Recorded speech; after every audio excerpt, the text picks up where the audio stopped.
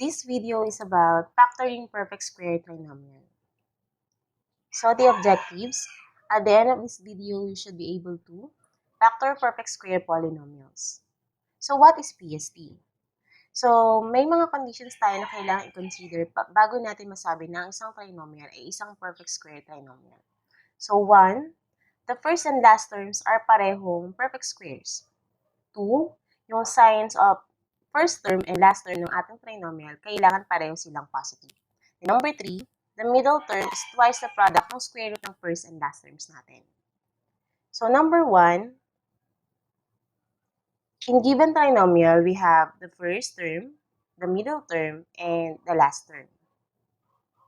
So ang first term natin na x squared ay meron siyang factors na x and x, therefore, ang square root niya ay x. So, yung last term naman natin na 9 ay equal sa square of 3. So, ang square root niya ay 3. So, the signs of the first and last ay kailangan parehong positive.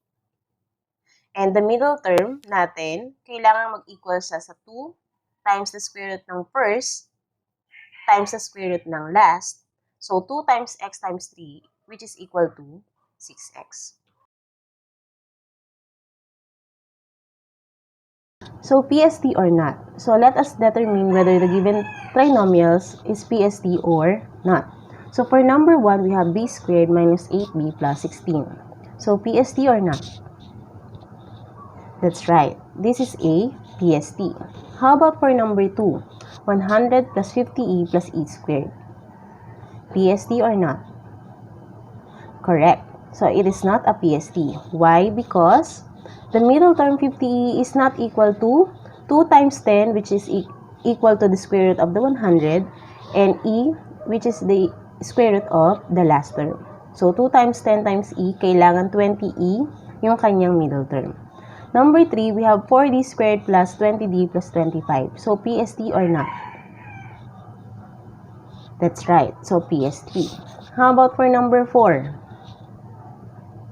So, 9m raised to 4 minus 30m squared d cubed plus 25p raised to 6. So, PST or not? That's right, PST. Then, for number 5, c raised to 6 plus 18c cubed minus 81, PST or not? Tama, hindi siya PST. Bakit? Kasi yung last term natin na 81 ay hindi positive. So, paano tayo magka-factor ng PST? So, una, kailangan i-determine muna natin kung siya ay PST. Then number 2, kailangan natin kuhanin yung square root ng first at ng last term ng ating trinomial para yun ang magiging first and last term ng ating binomial factors. Then yung sign doon sa ating binomial factors ay kapareho nung sign nung sa middle term ng ating PST. So a squared plus or minus 2ab plus b squared is equal to quantity a plus b squared. So, let's practice.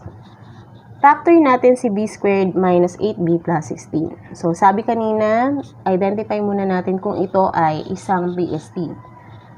So, PST siya. So, pwede na tayo mag-proceed sa ating susunod na step, which is pagguha ng square root ng first and last term. So, ang first term natin ay b squared. Ang square root niya ay b. Ang last term na 16 ay may square root na 4. So, yung first and last term ng ating binomial factors ay merong b and 4. So, ano ang magiging sign sa gitna nilang dalawa? So, tingnan natin yung sign sa middle term nung given natin. So, nakikita natin na ito ay minus sign. Therefore, minus sign din yung ilalagay natin. So, ito ang complete factors ng given.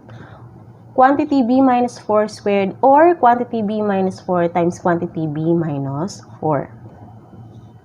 How about for this one? So, 4d squared plus 20d plus 25. So, square root ng first at last. So, yung first natin, 4d squared. So, ang square root niya ay 2d. Yung last term natin ay 25. So, ang square root niya ay 5. Then, 2d and 5 bilang ating first and last term ng ating binomial factors. And yung sign sa gitna, so plus din kasi plus yung nasa middle term ng ating given natin.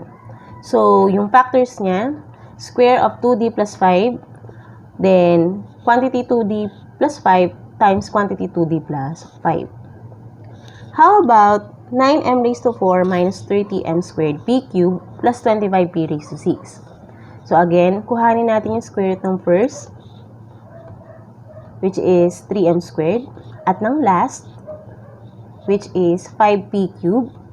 So, ito yung magiging first and last term ng ating binomial factors. Then, yung middle sign natin, or yung sign sa gitna, ay minus sign, kasi yung middle term natin sa PST ay minus din. So, the complete factors are square of 3m squared minus 5p cubed, or quantity 3m squared minus 5p cubed times quantity 3m squared minus 5p cubed. So, remember, kailangan malaman muna natin na ang trinomial ay isang PST. Then, saka natin kukunin ang square root ng first at ng last term para iyon ang magiging first and last term ng ating binomial factors. Then, the sign between the two terms ng binomial factors ay kapareho ng sign sa middle term ng ating given PST.